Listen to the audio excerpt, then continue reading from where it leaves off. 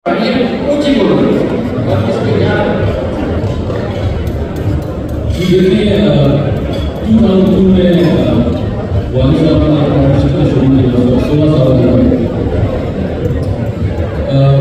وقت یہ رواج تھا کہ لوگ مسجدوں میں اور کمیونٹی سینٹرز میں شامل ہوتے ہیں. خطیب حضرات یہ بڑی اہم بات ہے. ہم عام طور پہ سنتے ہیں نا تو ایک کان سے سنتے ہیں دوسرے سے نکال دیتے ہیں, اس کا اثر نہیں لیتے, اس کو پروسیس نہیں کرتے کہ یہاں پر واقعی شادی بیاہ کا کوئی ایسا سسٹم ہی نہیں تھا کہ جہاں پر آسانی کے ساتھ یہ تکلیف برپا کی جا سکتی. صرف مساجد کے اندر